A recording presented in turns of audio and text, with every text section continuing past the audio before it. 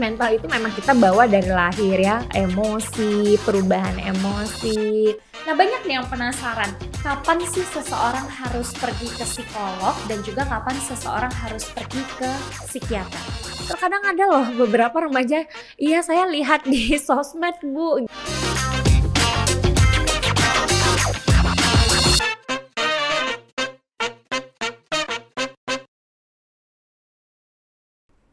Hai everyone, welcome back to YouCast. Balik lagi bareng aku Yoli dan hari ini kita kedatangan psikolog klinis. Ada Kak Rizka. Halo Kak Rizka. Halo. Apa kabar? Alhamdulillah baik. Alhamdulillah baik ya. Ya. Sebelumnya kita mau makasih banget nih di cuaca yang gak menentu. Kak Rizka udah datang jauh-jauh ke kantor. Jadi kalau boleh tahu sekarang kesibukannya lagi apa nih Kak? Kesibukannya ya hari-hari pergi ke kantor, praktik, ketemu pasien, beberapa ngisi seminar dan pelatihan juga itu aja sih. Oke, jadi memang lagi ngurusin pasien dan juga pelatihan ya Kak kesibukannya. Nah, jadi nih kalau misalnya masih banyak sih Kak yang belum tahu, apa sih sebenarnya psikolog klinis? Karena pasti banyak nih yang penonton penasaran. Ya, apalagi perbedaan dengan psikiatri gitu Iya, benar ya, psikiater. Jadi kadang-kadang masih suka salah-salah ya. Saya juga kadang di rumah sakit juga suka dipanggil dokter nih Mbak. Jadi kadang-kadang ya dok, ya saya iya-iyain aja lah gitu.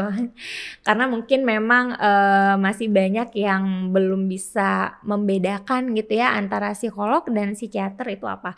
Nah kalau psikolog itu adalah sebetulnya orang yang ahli dalam bidang kejiwaan gitu ya, dan psikolog klinis itu adalah orang yang ahli dalam bidang kejiwaan yang mengambil spesialisasi kesehatan mental. Jadi lebih sifatnya klinis yang biasanya bekerjanya di fasilitas-fasilitas layanan kesehatan. Tapi kan dua-duanya kejiwaan juga nih Kak.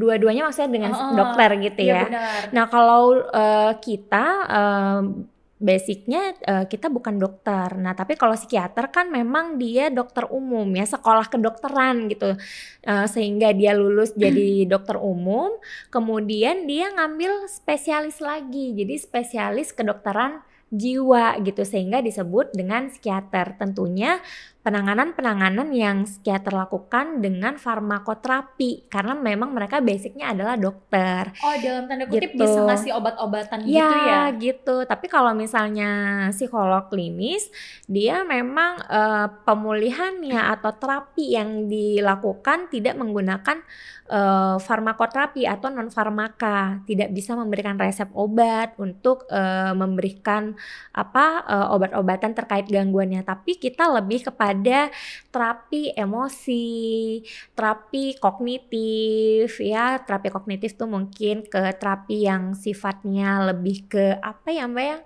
cara berpikir, mungkin ada yang keliru gitu, jadi mungkin ada trauma, nah stabilisasi emosi, jadi kita lebih sifatnya seperti itu. Oke, jadi kalau misalnya gambaran singkatnya ini ya, kalau dokter bisa ngasih obat-obatan, kalau psikolog itu lebih kayak terapi kejiwaan bisa kita katakan seperti itu. Oke, nah banyak nih yang penasaran, kapan sih seseorang harus pergi ke psikolog dan juga kapan seseorang harus pergi ke psikiater? Oke, jadi kalau ke psikolog itu ya ketika kita mengalami satu masalah atau kita mengalami satu peristiwa yang tidak menyenangkan dan itu mengganggu diri kita nih Mbak Yol. Jadi misalnya Mbak Yoli habis apa ya namanya, misalnya habis berantem nih sama teman misalnya gitu, dan itu membuat rasa marahnya Mbak Yoli itu kayaknya nggak reda-reda nih, udah seminggu nggak reda gitu ya, dan itu mengganggu ternyata aktivitas Mbak Yoli yang mungkin hari-harinya harus harus ceria misalnya, terus karena masalah sesuatu dan lain hal membuat Mbak Yoli rasanya sedih berkepanjangan, terus akhirnya emosinya jadi meledak-meledak. Nah itu mungkin mungkin perlu tuh buat pergi ke psikolog. Namun misalnya ternyata permasalahan ini berkembang karena mungkin Mbak Yoli merasa bahwa ini satu hal yang biasa aja gitu. Terus tapi ternyata kok dirasa-rasa ini makin membuat pikiranku mood, terus juga jadi nggak nyaman dan akhirnya ada ide-ide mungkin untuk menyakiti diri hingga mungkin ya sampai muncul ide untuk melukai bunuh orang diri, tersebut gitu. kemudian iya gitu. Nah itu mungkin dan itu ya durasinya mungkin panjang, mungkin tidak sebulan 2 bulan dan itu udah lama banget nih ngerasain, udah sampai 6 bulan tapi kok aku ngerasanya sedih terus aku sampai nggak nyaman, aku ngelukain diri, terus akhirnya apa ya namanya, sampai kok kayaknya ada pikiran-pikiran untuk bunuh diri. Nah itu mungkin sudah tahap bahwa Mbak Yoli sudah harus tuh ke psikiater karena mungkin ada kondisi-kondisi yang membutuhkan mungkin penanganan farmakoterapi seperti itu. Nah kalau Kak Rizka sendiri saat ini udah dinas di RSCKO berapa lama? Sudah kurang lebih sih 1 tahun ya. Kurang lebih 1 tahun. Nah Kak Rizka ini kan otomatis sudah cukup lama ya berkulik di bidang kesehatan kejiwaan dan lain-lain. Nah kalau boleh tahu untuk saat ini di tempat Kak Rizka praktek sendiri, masalah kejiwaan apa sih Kak yang paling banyak ditangani? Karena kita spesifik ya rumah sakit jiwa dan kita punya rawat inap jiwa, ya memang pasien saat ini yang terbanyak ya pasien dengan gangguan jiwa berat seperti skizofrenia, kemudian depresi gitu yang mengharuskan mereka akhirnya dirawat inap. Namun kalau untuk di rawat jalan ya kita kan juga ada poliklinik. Jadi pasien datang itu datang ke poli dengan keluhan ya depresi, menyakiti diri, kemudian trauma untuk saya sendiri, untuk ke poli saya ya mungkin sekitar itu sih Mbak. Dan beberapa di samping kita berkaitan dengan kesehatan mental yang benar personal itu, saya juga terkait dengan pemeriksaan kesehatan jiwa kita juga lakukan di situ. Oke. Nah, jadi memang saat ini dinasnya itu di Rumah Sakit Jiwa dan Ketergantungan obat ya, kayak itu lokasinya di Uban. Nah, itu kan berarti saat ini kalau dirawat itu masalah penyakit mental yang berat seperti skizofrenia, terus juga tadi apa sih depresi ya? Depresi juga sebetulnya bukan sebetulnya tapi memang beberapa pasien kita juga ada yang dirawat inap. Oke, gitu. Itu tuh berarti bagian dari permasalahan kesehatan mental ya? Ya. Nah, tapi kalau boleh tahu rata-rata berapa sih Kak usia pengidap kejiwaan yang paling banyak? Kalau rata-rata usia sih ya memang usia-usia yang masih sangat produktif ya sebetulnya ya usia 30-an ya, usia 40-an, dan itu mungkin rentan usia yang masih usia produktif ya gitu. Jadi rata-rata pasien di situ ya walaupun ada yang lansia tapi itu juga 1-2 gitu, tapi yang lebih banyak sih memang usia 30-an. Serius usia 30-an. Ya. Itu pada saat Kak Rizka ngobrol sama mereka ceritain dong berarti penyebab mereka kayak gitu kenapa? Apa sih Kak Rizka penyebabnya? Kalau ngobrol memang kalau rawat inap tuh beberapa ya yang bisa diajak ngobrol karena mereka kan sudah dalam kondisi gangguan jiwa berat tuh biasanya lebih banyak kalau ngobrol lebih banyak halusinasinya tuh Mbak ya. Oh serius? Iya jadi sudah mulai gitu ya? Iya karena kan mereka sudah gangguan ya gitu. Tapi kalau misalnya kita mencoba memahami lebih dalam, tentunya memang permasalahan-permasalahan tuh yang terjadi ya sekitaran tentang keluarga, dan itu memang lebih banyak ya tentang keluarga, pasangan, dan itu menyebabkan mereka akhirnya mungkin mengalami permasalahan mental. Tapi juga beberapa ya Mbak selain tadi masalah keluarga, ternyata ada loh pasien kita yang ternyata korban bullying. Nah itu yang menyebabkan akhirnya mungkin ya pada saat mengalami bullying itu mereka tidak bisa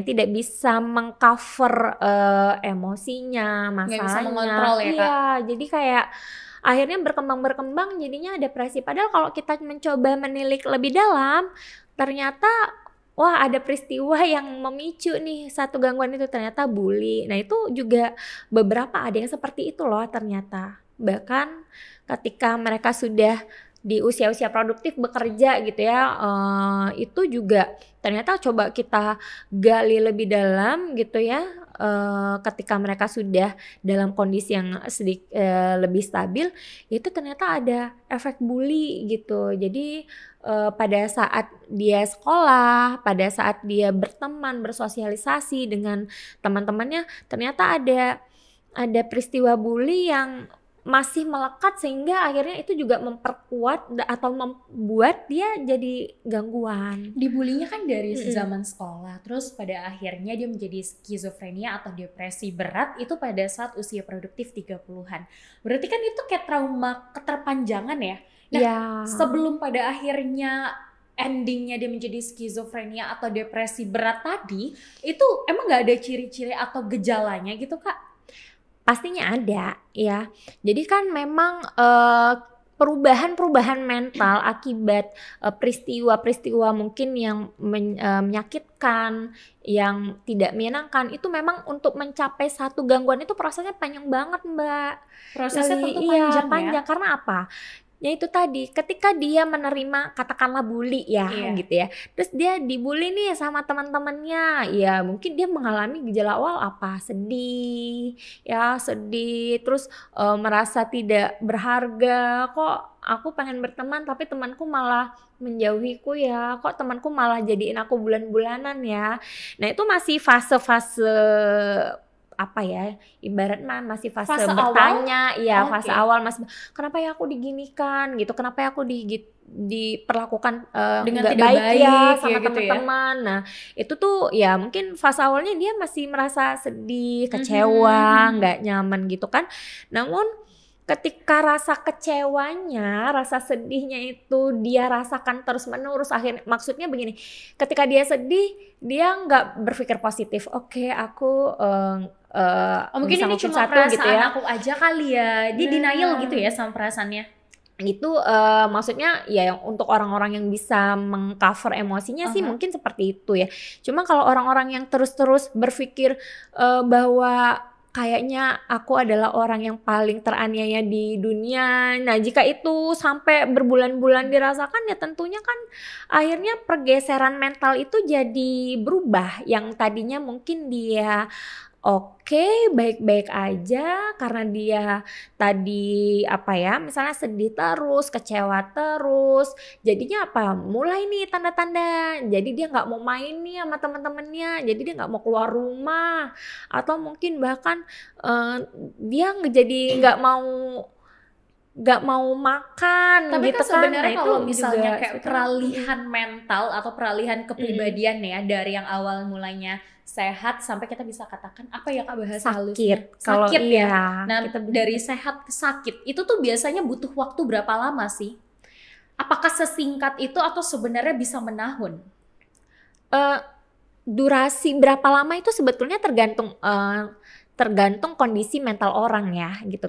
Apakah seseorang itu punya daya tahan yang seperti apa gitu. Kalau bahasa trennya tuh kayak ini loh Mbak Yuli, imunnya tuh sekuat apa sih gitu. Kayak jadi mentalnya kuat apa mentalnya kuat lemah? Apa enggak gitu.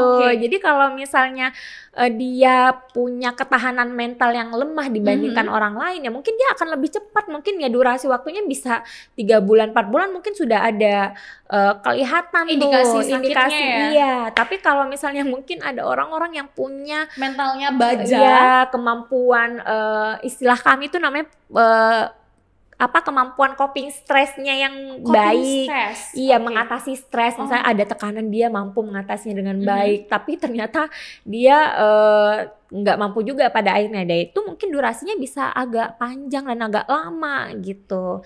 Jadi memang balik lagi daya tahan mental seseorang sih yang membuat lama atau tidaknya gangguan itu muncul.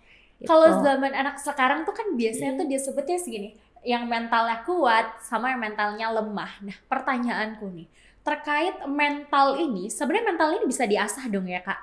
Atau bawaan dari lahir atau seperti apa nih mental nih Kak?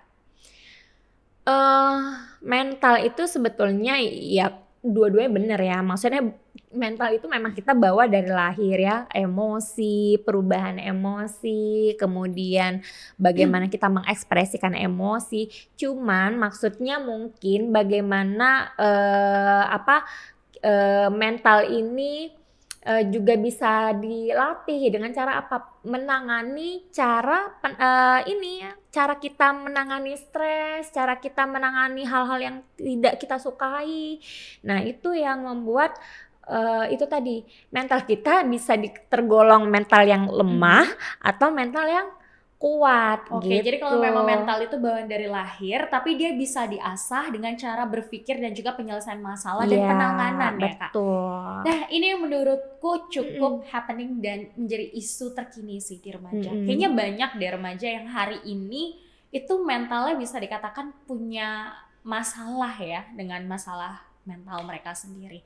Sebenarnya isu itu apakah benar-benar relate nih sama dengan pekerjaan Kakak? Emang benar-benar banyak menemui remaja yang dengan kesehatan mental yang lagi sakit atau gimana nih Kak? Ya, kalau kita bicara remaja sekarang ya, memang itu tadi gitu. Jadi ketika banyak informasi, justru remaja-remaja sekarang tuh Mbak, mereka kan lebih up to date ya dibandingkan remaja-remaja zaman iya, bener, aku dulu gitu kan. Apa-apa tuh semuanya mereka lebih update gitu. Iya. Jadi mudah mendapatkan informasi apapun dan tentang apapun. Benar, jadi bahkan informasi-informasi tentang kesehatan mental pun mereka lebih gercep gitu ya daripada mungkin generasi-generasi di atasnya. Dan itu yang masalah itu juga yang membuat mereka pada akhirnya terkadang tidak memproses informasi itu dengan baik, akhirnya memicu satu isu atau satu masalah-masalah yang akhirnya menyebabkan mereka datang ke profesional gitu. Jadi kalau saya bilang tuh, jadi terkadang memang ada juga remaja-remaja yang memang murni ada masalah terus mereka datang. Tapi ada juga remaja-remaja yang kamu mau ngapain kesini gitu. Enggak, katanya kalau misalnya lagi stres ke psikolog aja. Nah itu juga beberapa ada loh yang kayak gitu. Tapi gitu. Sebenarnya itu justru hal baik atau sebenarnya kalau menurut Kakak kayak suatu hal yang justru keterbalikannya nih? Sebagai seorang psikolog, benar gak sih? Sebetulnya sih hal yang baik karena mereka lebih aware terhadap diri mereka. Mereka lebih lebih tuning gitu ya, bahwa ternyata kita tuh bukan hanya ada kesehatan fisik doang, tapi kita ada kesehatan mentalnya. Cuman terkadang mereka itu tadi ya, informasi yang masuk apalagi media sosial itu kan perkembangannya pesat banget kan gitu. Jadi semua informasi itu cepat masuk, apalagi kayak di sosmed sekarang itu kan beberapa detik aja informasi baru bisa kita terima, bisa kita konsumsi. Nah, mereka memahami bahwa kesehatan mental itu penting, namun terkadang mereka juga bingung yang disebut masalah mental itu apa sih gitu. Sehingga akhirnya mereka-mereka yang seperti itu tuh jika datang ke kita, akhirnya kita ya edukasi. Nah, misalnya saya kayaknya stres aja gitu. Jadi kita gali lagi stresnya dalam hal yang seperti apa gitu. Ini itu pasti perlu kita untuk kasih. Remaja ya, khususnya yang aware pada akhirnya dia datang ternyata salah, harusnya memang belum saatnya dia pergi. Nah, emang definisi kesehatan mental yang memang sudah tidak sehat lagi itu seperti apa? Ya yang itu tadi ya, misalnya ketika tadi mereka datang nih, mengalami stres nih, banyak beban pikiran nih kata anak-anak pikiran. Ya kan kadang-kadang anaknya sekarang tuh kan kayak segala hal dipikirin sekarang bener gitu, apa-apa tuh harusnya banget harus healing karena terlalu banyak beban pikiran nih. Padahal sebetulnya kalau kita kaji apa sih beban pikirannya, PR maksudnya gitu kan. Padahal sekarang juga PR kan mungkin tidak sebanyak dulu gitu ya. Sekarang kan mungkin lebih banyak pembelajaran di sekolah. Tapi mereka tuh lebih ke Mbak Yol, jadi kayak lebih memikirkan suatu hal yang gak harus mereka pikirkan, atau mungkin mereka nggak tahu cara prioritas hal yang harus mereka pikirkan. Betul, itu juga sebetulnya itu juga sebetulnya menjadi masalah di kalangan remaja itu ya. Dan sebetulnya nih yang saya notice banget di masalah remaja kesehatan mental tuh, mereka tuh terkadang meniru perilaku yang menurut saya sih perilaku buruk yang ada di sosmed misalnya ya. Tadi sempat kita pengen bahas masalah self harm, menyakiti diri itu.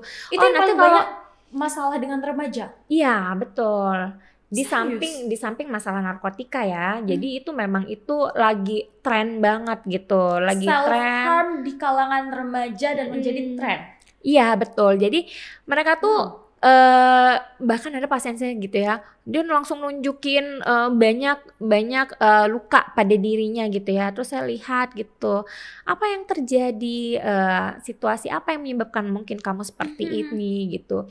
Terkadang ada loh beberapa remaja, iya saya lihat di sosmed Bu gitu ya, ketika kita stres, ketika kepala kita sakit, ketika kepala kita pusing, terus atau mungkin saya lagi marah sama temen, ya saya saya menyakiti diri saya gitu. Akhirnya saya merasa nyaman, saya jadi lega, jadi enak gitu. Padahal sebetulnya bukan, padahal itu sebetulnya ya sakit yang dipindahin gitu kan.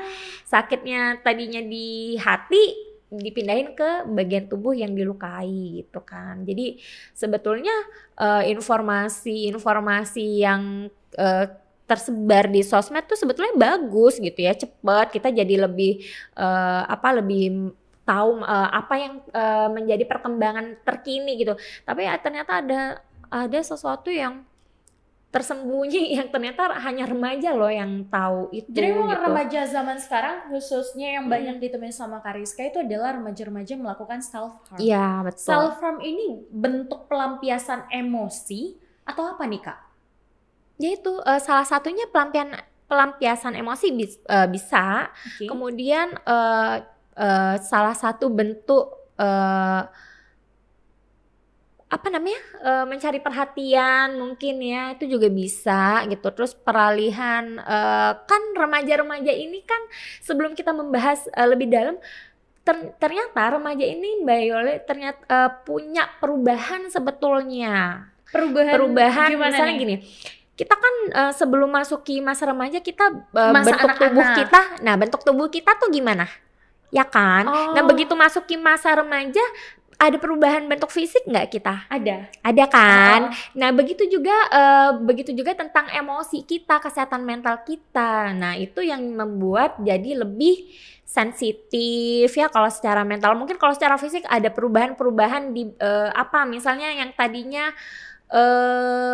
tadinya pendek, terus karena remaja dia lebih meninggi misalnya. Dan itu seperti bisa menjadi salah satu penyebab mereka ya kan bukan, maksudnya begini. Jadi dengan mereka lebih sensitif atau mereka lebih mungkin lebih kritis gitu ya.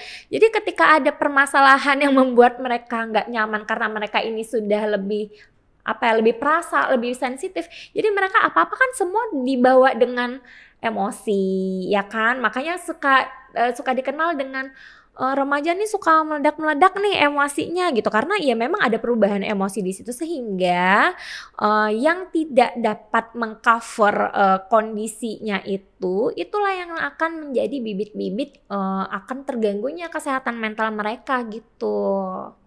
Ya itu jadi memang salah satu penyebabnya karena memang masa peralihan anak-anak ke remaja. Itu satu diantara ya Kak. Kalau yang lainnya apa? Maksudnya gimana tuh? Penyebab atau faktor si anak ini masalah mentalnya bisa kena?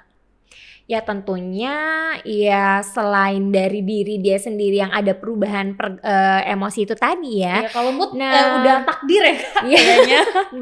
Tapi ya mungkin lingkungan yang membuat mereka akhirnya berpikir atau bertindak sesuatu. Misalnya kayak apa? Kalau lingkungan, misalnya mungkin di lingkungannya pada konsumsi alkohol semua nih, misalnya gitu. Iya, mereka kan di masa peralihan itu kan semua ingin tahu. Karena apa? Karena mereka perubahan secara mentalnya mereka kan lebih kritis, lebih ingin tahu, lebih sensitif. Ada perubahan emosi di situ sehingga mereka oh iya ya, mau coba-coba nggak itu? Cobain alkohol nggak? Nih kita nih dalam satu grup nih kita coba alkohol semua loh. Nah itu juga salah satu lingkungan bisa mempengaruhi kondisi mental si remaja. Dengan apa? Dengan faktor lingkungan itu, budaya-budayanya. Mungkin tadinya dia anak rumahan, begitu dia bergaul, begitu dia punya grup, kelompok. Apa sih kalau sekarang bilangnya geng gitu ya. Nah, dia ikut-ikutan circle. Nah, ternyata circle-nya budayanya gitu. Oh, dia harus konsumsi hal-hal yang mungkin tidak baik itu gitu. Bisa menyebabkan salah satu mental anak rusak dong, ya. Iya, pastinya. Gitu. Nah Kak, mungkin banyak dari kita sendiri sebenarnya, mungkin ada di antara kita juga nih yang mungkin bingung nih, yang mana sih sifat seperti apa anak remaja yang memang benar-benar itu bagian dari tumbuh kembangnya, sama memang kesehatan mentalnya terganggu. Kayak misalnya gini, anak remaja itu kan beralih dari anak kecil ke remaja, emosi yang meledak-ledak. Oh kita pikir, oh nggak apa-apa, emang ini normal karena dia anak remaja. Nah tapi ternyata dia justru meledaknya tuh karena dia sakit gitu loh. Itu gimana sih ngebedainnya? Ya tentunya kan kelihatan ya. Kalau meledak-ledak karena normal alami mereka kan ya mungkin tidak sampai melakukan satu tindakan tertentu gitu. Misalnya apa? Nggak sampai, balik lagi misalnya kita karena kita lagi bahas menyakiti diri gitu ya.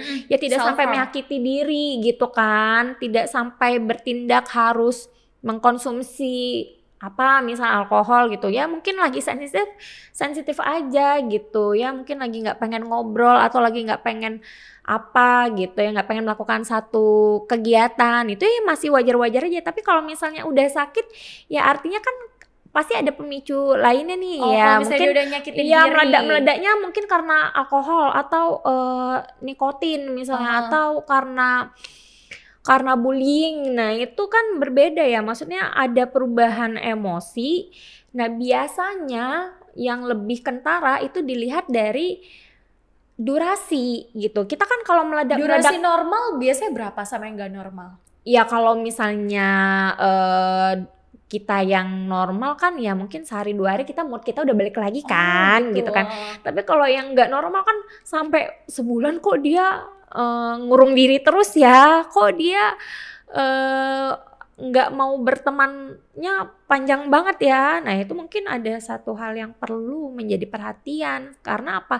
Mungkin itu menyebabkan dirinya untuk apa ya Mbak ya namanya, membuat dia gak nyaman sama dirinya. Bukan, maksudnya itu mungkin satu tanda awal tadi gitu. Tanda awal mungkin dia butuh pertolongan, butuh bantuan gitu. Tapi kalau misalnya berawal dari banyak pikiran, pada akhirnya dia beralih ke self harm. Self harm itu bentuknya apa ya? Self harm, menyakiti diri sendiri. Ya, biasanya melukai. Sih yang melukai, yang banyak banget dilakukan sama anak-anak remaja zaman sekarang sih yang menggoreskan tangan ya gitu, menggoreskan luka-luka ke tangan. Aku pernah dengar istilah kayak barcode gitu deh Kak, kalau nggak salah. Iya, jadi ini aku juga sebetulnya taunya dari pasien juga gitu, bahwa apa namanya tuh karena Mbak Yuli ngomong barcode, jadi pasienku pertama tuh ngomong barcode ya. Ya memang awalnya aku bingung ya, barcode. Karena di media sosial yang aku dengar gitu kan, mereka tuh nge-barcode dan mereka tuh dengan percaya diri. Ini bukannya aku respect ya sama orang-orang yang masalah kesehatannya terganggu, pasti mereka juga nggak mau ya. Tapi beberapa di antara mereka tuh ada yang menunjukkan di media sosial, aku nggak tahu tujuannya apa.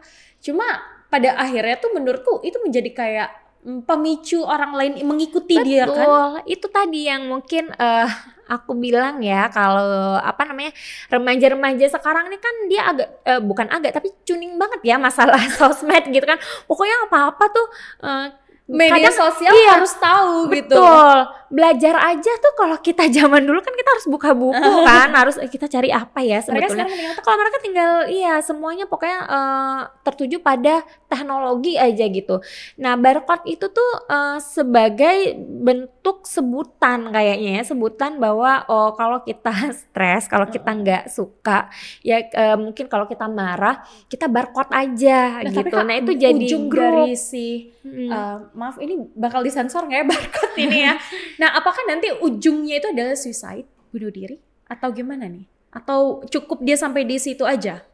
Nah itu tadi ya, kembali lagi kepada ketahanan mentalnya dia.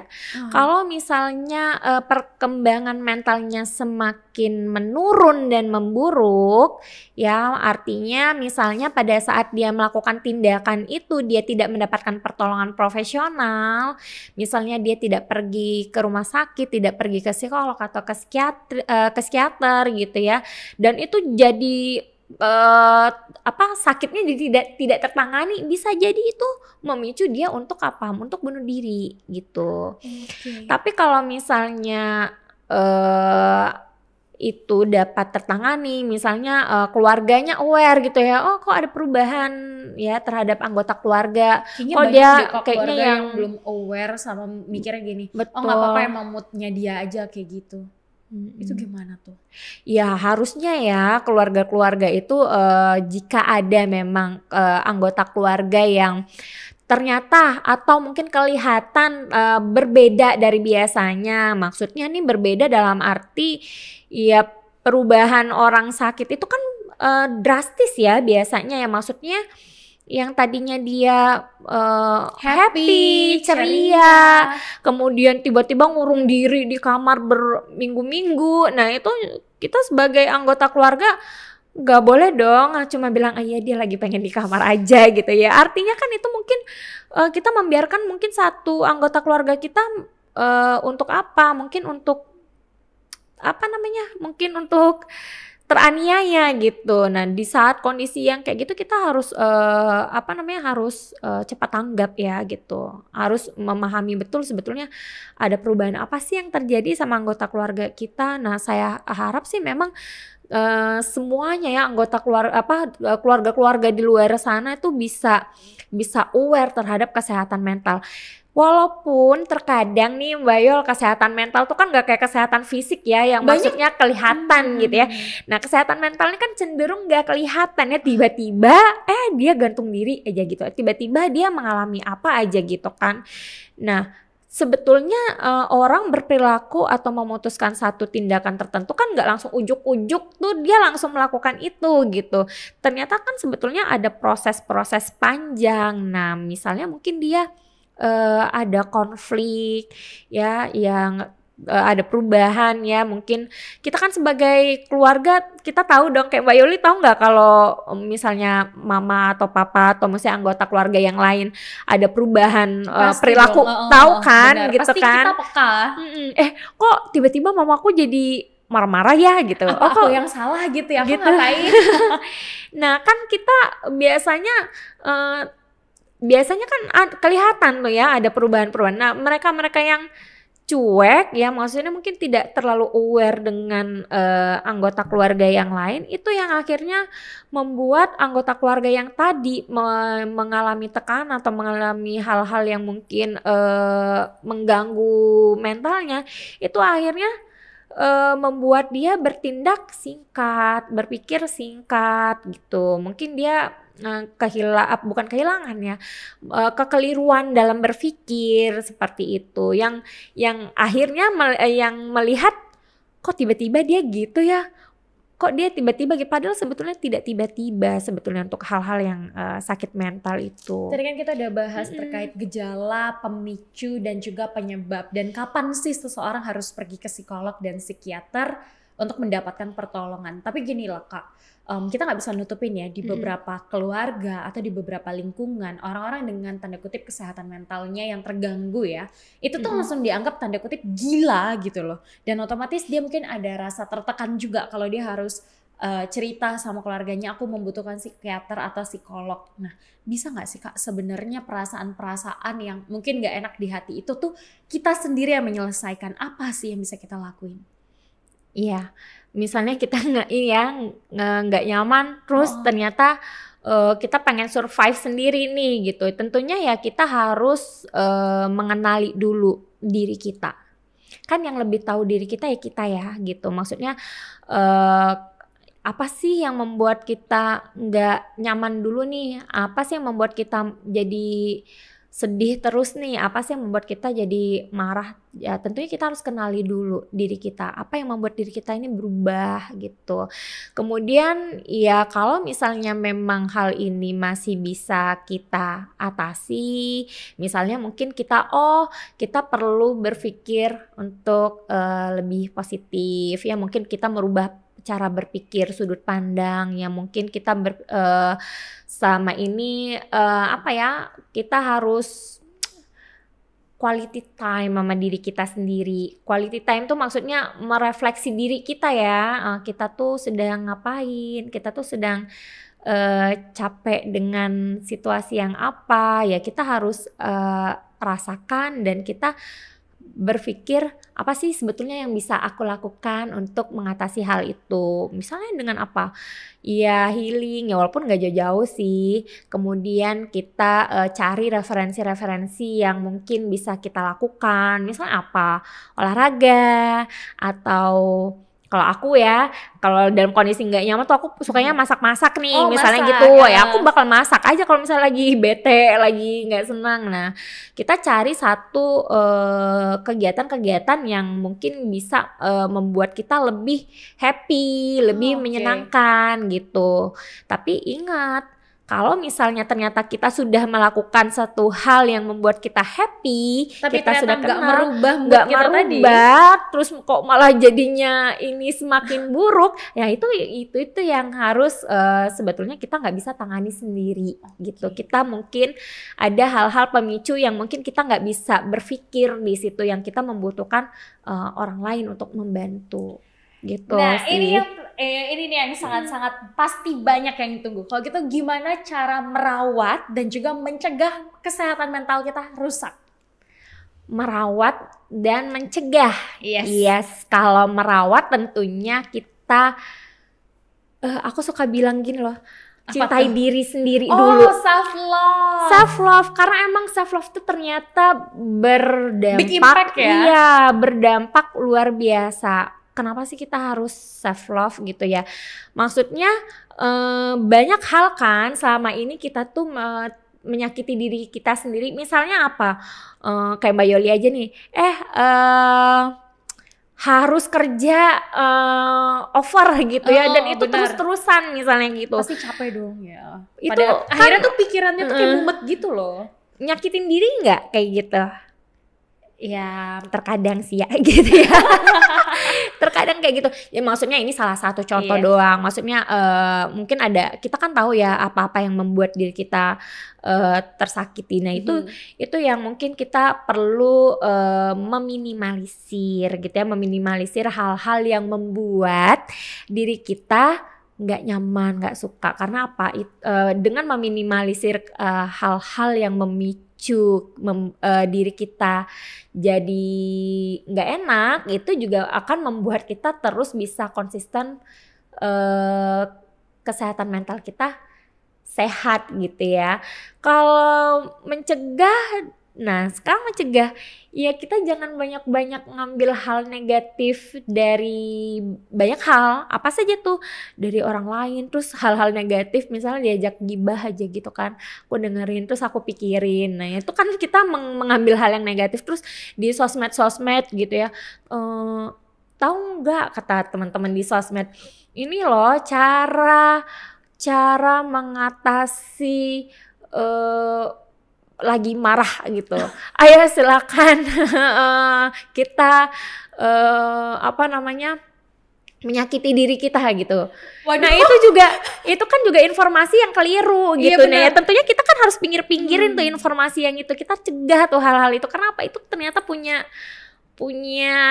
dampak yang gak baik kan buat diri kita gitu. Tentunya kita harus melakukan kegiatan-kegiatan yang positif gitu. Kayak misalnya kalau sudah bekerja, kalau sudah sekolah gitu ya, tentunya ya kita belajar ya. Kalau setelah sekolah, after waktu sekolah, ya jangan digunakan buat kumpul-kumpul geng gitu. Carilah sesuatu yang bermanfaat, misalnya apa, les misalnya, atau ekstrakurikuler, untuk olahraga. Self development ya Kak, pengembangan diri sendiri.